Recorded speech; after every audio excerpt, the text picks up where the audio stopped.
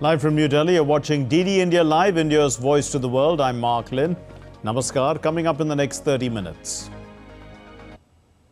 Prime Minister Narendra Modi arrives in Doha on the second leg of his West Asia tour to hold bilateral talks with the Emir, Sheikh Tamim bin Hamad, on Thursday. Prime Minister Narendra Modi inaugurates the Bocha Sanvasi Akshar Purushottam Swami Narayan Sanstha Temple in Abu Dhabi on Wednesday. The temple carries the message of harmony, love and tolerance for the world. Prime Minister Modi tells World Governments Summit that the world needs inclusive and corruption-free governments, highlights the mantra of minimum government, maximum governance. Pakistan's main political parties agree to form a coalition government under Shahbaz Sharif. The PMLN and the PPP together have a simple majority. And Team India take on England in the third cricket test at Rajkot from today. The 5-match series is tied 1-1.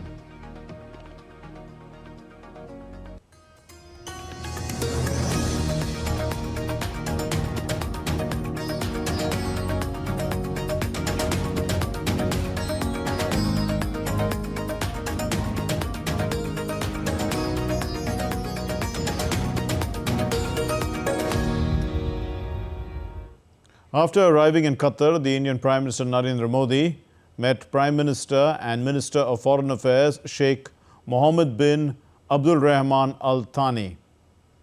The Prime Minister will hold a bilateral meeting with Sheikh Tamim bin Hamad, the Emir of Qatar, and key dignitaries in Qatar. This will be the Prime Minister's second visit. It is the second visit to Qatar. So, Prime Minister is in Qatar. And the countries share long historical ties. There are about 800,000 Indians living in Qatar. The Prime Minister acknowledged that they have made a significant contribution to the relationship between the two countries. The Prime Minister's visit also comes quick on the heels of the Qataris government releasing 8 Indians who were in prison in Qatar, and this has been due to the intervention of Prime Minister Narendra Modi, who had also spoken to the Emir a little earlier in December last year.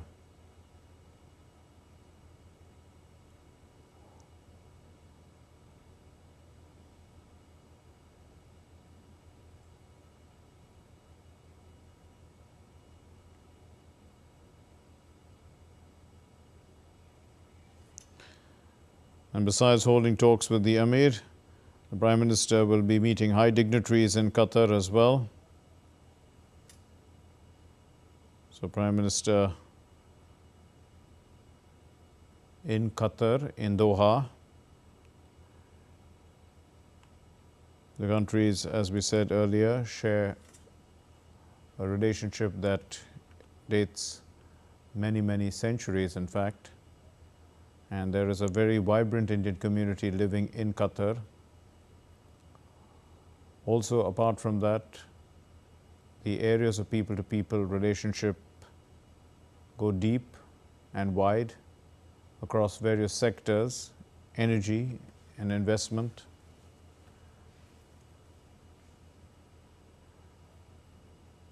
defense,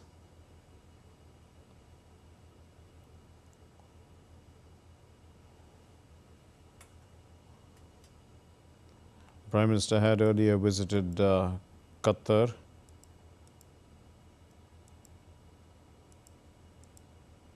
in 2018, if I recall correctly.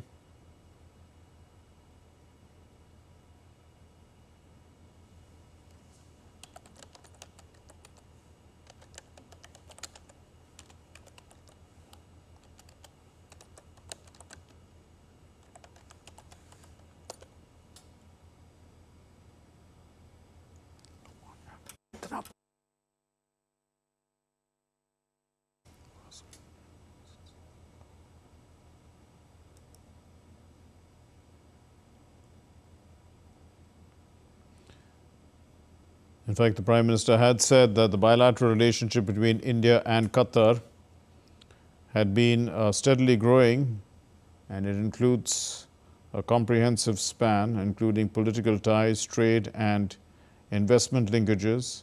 In fact, these are the words not of the Prime Minister, of the Foreign Secretary, Mr. Quatra. He said that our strong energy partnership and ties in the field of culture, education and security are significant. He said that Qatar is a major investor in India, and the two countries boast a bilateral trade of around $20 billion. This visit coincides, as we said, with Qatar's release of 8 Indian naval veterans who were in Qatar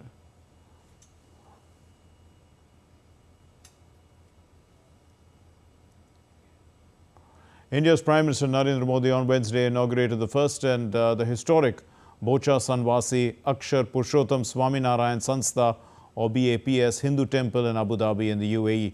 The inauguration coincided with the auspicious occasion of Basant Panchami and the 159th birth anniversary of Shastriji Maharaj, the founder of the BAPS Swami Narayan Sanstha. The Prime Minister performed rituals as part of the inauguration. 14th of February 2024 will be etched in the pages of history. India's Prime Minister Narendra Modi inaugurated the newly constructed Swami Narayan Temple in Abu Dhabi. The temple has been constructed by BAPS. This temple is a unique example of the rich ties between India and the UAE. The BAPS temple is the first Hindu temple in Abu Dhabi. While addressing the inauguration ceremony, India's Prime Minister Narendra Modi said that the land of UAE has scripted a golden chapter in the history of humanity. आज United Arab अमीरात की धरती ने मानवीय इतिहास का एक नया स्वर्णिम अध्याय लिखा है।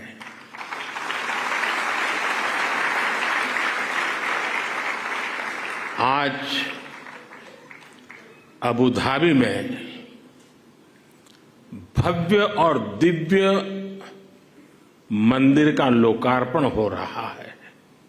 ये मंदिर पूरी दुनिया के लिए सांप्रदायिक सौहार्द और वैश्विक एकता का प्रतीक बनेगा। Prime Minister Modi also performed some special rituals after invoking the statue of Akshar Purushottam. This Aarti ceremony was performed simultaneously in 1500 temples of BAPS as part of the global Aarti ceremony. The historic BAPS Swami Narayan Temple in Abu Dhabi marks a significant moment for the city's Hindu community. Public access to the temple will begin on the 1st of March. The BAPS Hindu temple has 402 pillars and 7 spires. The entire temple complex is spread over 27 acres. The temple is 108 feet high and 260 feet wide. This BAPS Hindu temple embraces the message of love, spirituality, non-violence, tolerance and global brotherhood. Stories from the Vedic period and mythological period are carved on the walls of the temple. India's PM also mentioned how the temple displays unity in diversity. हमें विविधता में बैर नहीं दिखता, हमें विविधता ही विशेषता लगती है। आज वैश्विक संघर्षों और चुनौतियों के सामने ये विचार हमें एक विश्वास देता है, मानवता में हमारे विश्वास को मजबूत करता है। इस मंदिर में आपको पग पग पर विविधता में विश्वास की ये झलक दिखेगी। मंदिर की दीवारों पर हिंदू धर्म के साथ साथ इजिप्ट की हायरोग्लिफ और बाइबल की, कुरान की कहानियां भी उकेरी गई है। The sacred water of Ganga, Yamuna has been installed in the temple. Prime Minister Modi offered prayers as he honoured the holy rivers of India at the temple. A replica of the stream of holy rivers has also been carved in the centre point of the temple. हमारे मन एक दूसरे से जुड़े, हमारे संकल्प एकजुट हो, मानवीय एकता का ये आह्वान ही हमारे आध्यात्म का मूल भाव रहा है। हमारे मंदिर इन शिक्षाओं के, इन संकल्पों के केंद्र रहे हैं। इन मंदिरों में हम एक स्वर में ये घोष करते हैं कि प्राणियों में सद्भावना हो, विश्व का कल्याण हो। मंदिरों में वेद की जिन ऋचाओं का पाठ होता है वो हमें सिखाती हैं वसुधैव कुटुंबकम, अर्थात पूरी पृथ्वी ही हमारा परिवार है।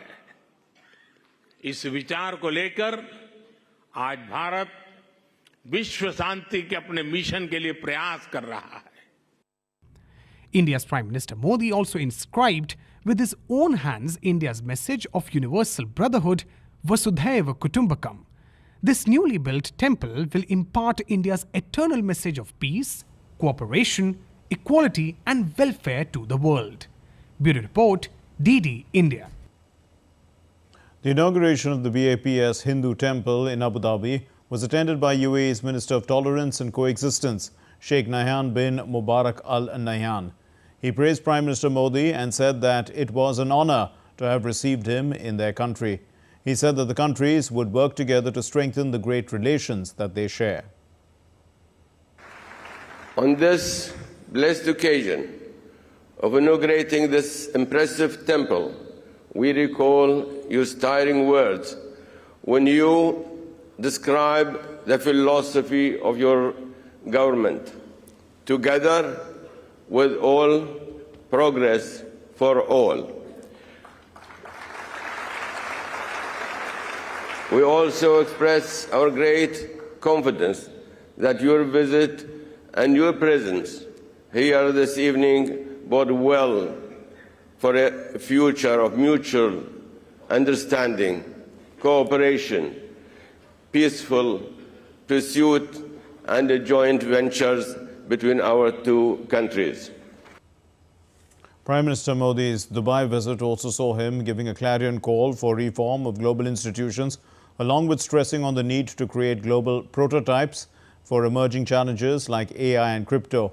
This was part of the Prime Minister's keynote address at the World Government Summit in Dubai. India's Prime Minister Narendra Modi addressed the World Government Summit in UAE's Dubai on Wednesday. This year's theme is Shaping Future Governments. The Indian Prime Minister highlighted his beliefs of an ideal government and expressed how governments which are inclusive, take everyone along, are clean and free from corruption. आज विश्व को आवश्यकता है ऐसी सरकारों की जो ease of living, ease of justice, ease of mobility, ease of innovation और ईज ऑफ डूइंग बिजनेस को अपनी प्राथमिकता बनाकर चले. Throwing light on the support and trust of Indians on the Indian government, Prime Minister Modi mentioned that India has seen transformation in every sector and people's trust in the government has increased. बीते वर्षों में भारत सरकार पर देश के लोगों का भरोसा और मजबूत हुआ है. लोगों को हमारी सरकार के इंटेंट और कमिटमेंट दोनों पर पूरा भरोसा है. ये कैसे हुआ? क्योंकि हमने गवर्नेंस में जन भावनाओं को प्राथमिकता दी है. हम देशवासियों की जरूरत के प्रति संवेदनशील है. India's Prime Minister also pressed on the fact that the Global South must be heard. He also emphasized on the need to share resources and technologies like AI and added that keeping national sovereignty in mind, international law must be respected. हमें global south की आवाज सुननी होगी, उनकी प्राथमिकताओं को सामने लाना होगा। हमें जरूरतमंद देशों के साथ अपने रिसोर्सेज और अपनी कैपेबिलिटीज को शेयर करना होगा। हमें एआई, आर्टिफिशियल इंटेलिजेंस और क्रिप्टो करेंसी, साइबर क्राइम ऐसे पैदा हो रही चुनौतियों के लिए ग्लोबल प्रोटोकॉल बनाने होंगे। हमें अपनी नेशनल सॉवरेनिटी को प्राथमिकता देते हुए इंटरनेशनल लॉ की मर्यादा भी रखनी होगी।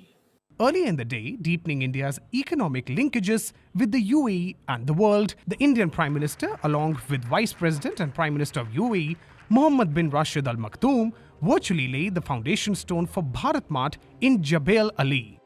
On the sidelines of the World Government Summit, Prime Minister held bilateral meetings with Madagascar President, an important partner of India's Saga vision. As per a social media post by the Indian Prime Minister, ways to boost trade and cultural linkages were discussed between the two nations.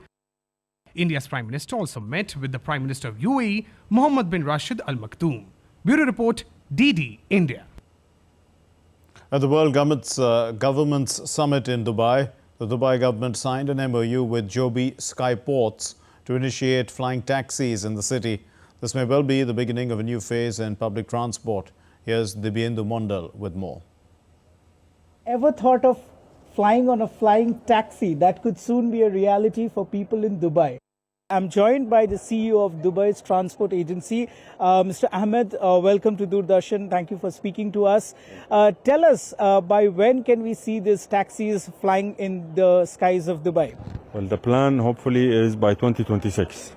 Okay. So we have just signed recently at this World Government Summit. We signed two very important agreements. They are very important milestones and partnerships for us to bring this service to life in Dubai. The first is with Joby Aviation, which is an American company which is going to be providing the aircrafts as well as operating and maintaining the service in Dubai.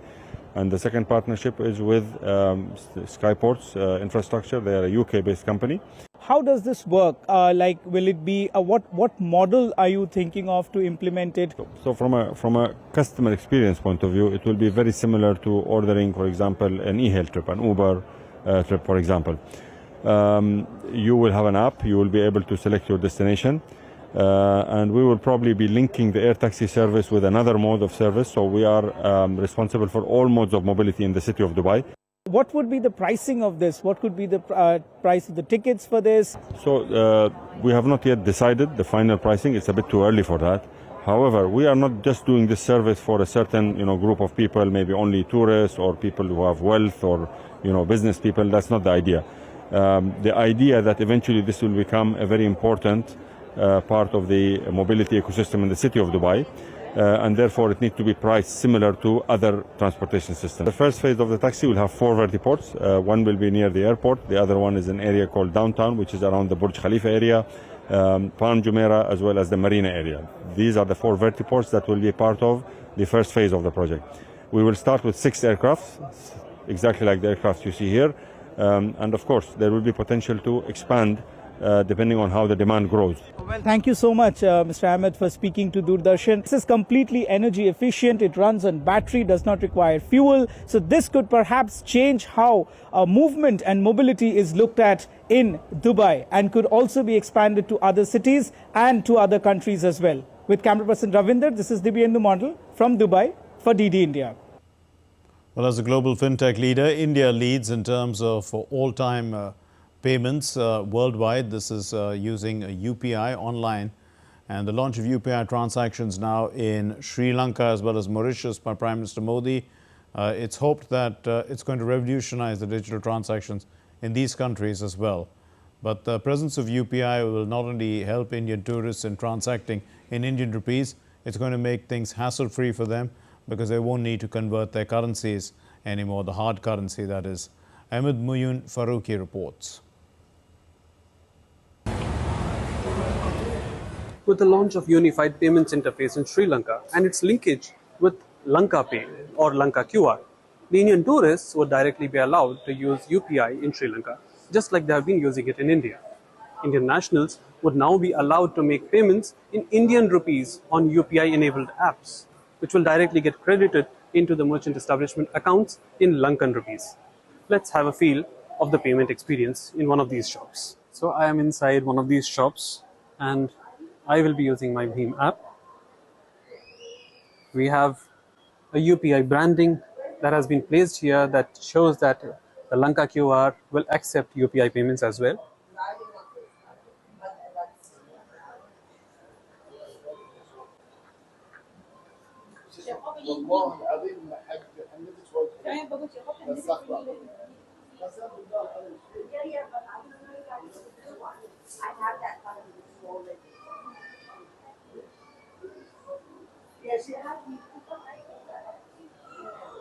The money has been sent.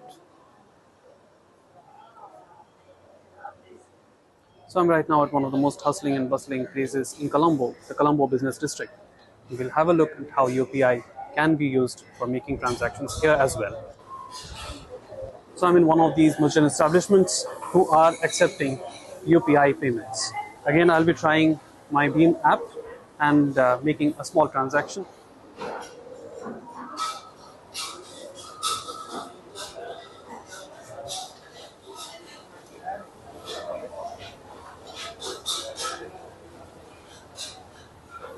And the transaction is through. Well, Pakistan Muslim League Nawaz has nominated its president Shahbaz Sharif as the prime ministerial candidate instead of the party chief and the former three-time prime minister Nawaz Sharif. Nawaz Sharif's daughter Maryam Nawaz, who is 50, is the party nominee for the post of the chief minister of Punjab. Pakistan is a polity pulling in different directions held together by the glue of convenience, not quite connivance. A coalition of PMLN and PPP with Shahbaz Sharif as a candidate for Prime Minister. Now,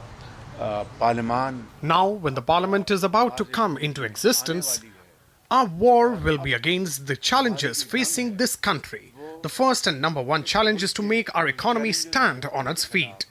This challenge itself is like a Himalaya.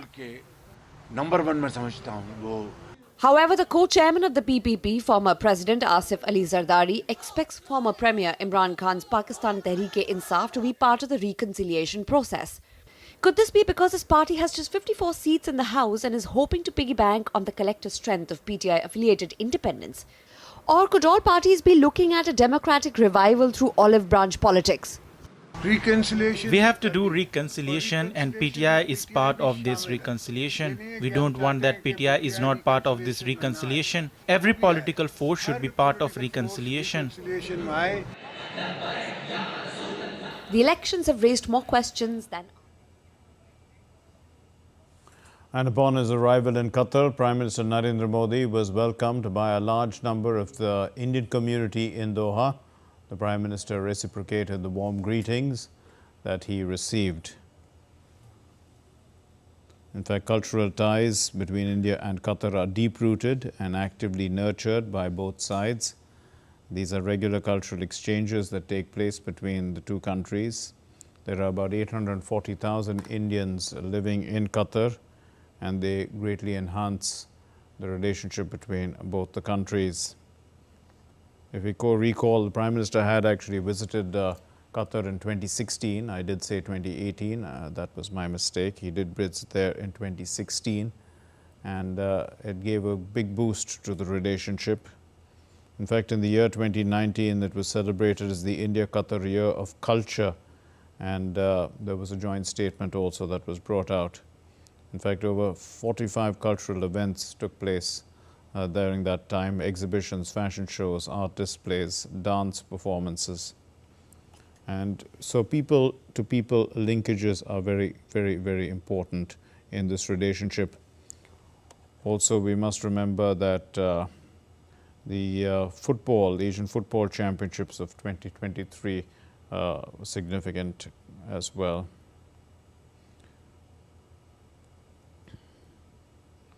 Qatar also was one of those that supported yoga as a resolution being adopted unanimously by a record 177 co-sponsors. The 21st June became International Yoga Day.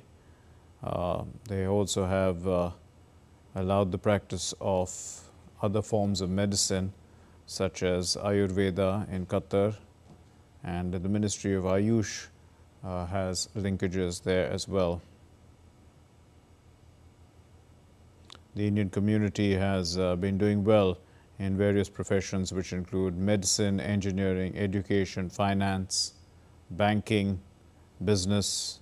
They are also in the media and various other forms of work, blue-collared workers as well. They are highly regarded because they are very honest, hardworking, their qualifications are good, and their contributions are excellent. The Indian community, in fact, comprises about 27% of the population of Qatar. There are also a number of Indian students there. There are 19 Indian schools.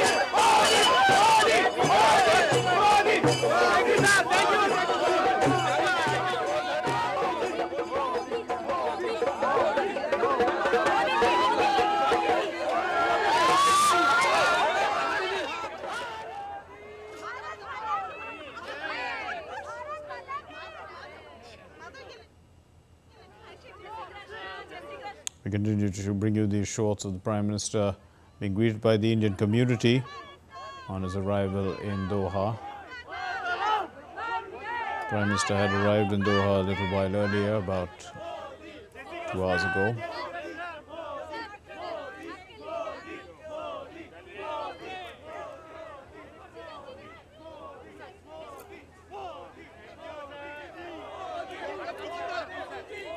A large contingent of the Indian community has collected to greet, of course, people of all age groups, as we can see, children, youngsters, teenagers.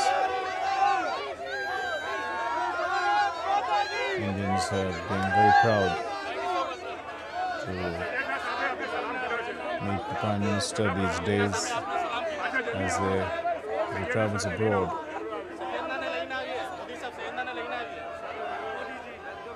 Sign of gratitude for all that India has achieved on the world stage.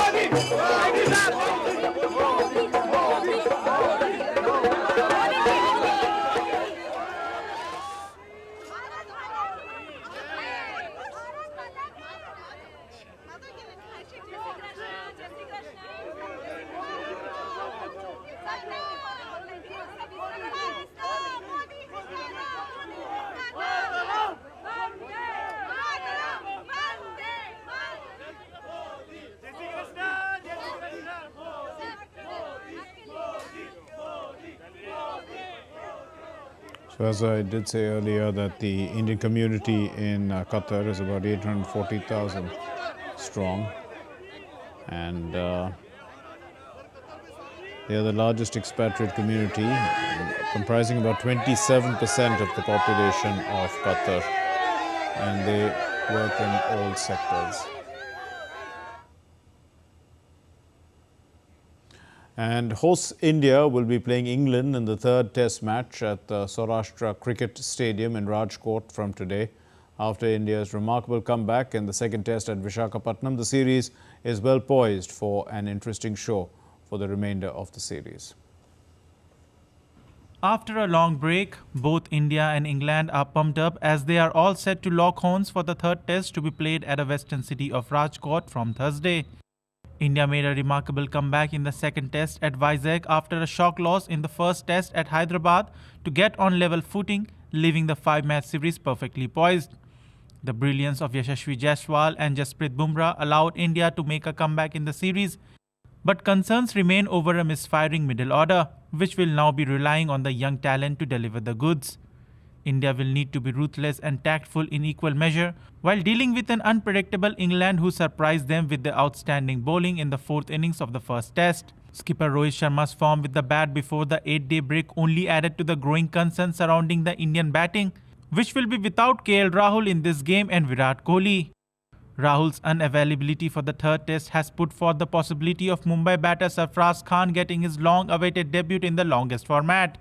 The domestic run machine could be teaming up with one-test-old Rajat Patidar to occupy two of the most coveted batting spots in the middle order. India's glaring inexperience in the middle order would have been well noted by the English camp, whose robust research on opponents and aggressive play has time and again delivered results. Wicketkeeper KS Bharat's persistent failures with the bat has raised the possibility of India turning to Uttar Pradesh 23-year-old Dhruv Jurel, who is known for his aggressive batting. Ravindra Jadeja is making steady progress in training after a hamstring injury, and the experienced all-rounder can also make a comeback in the playing 11.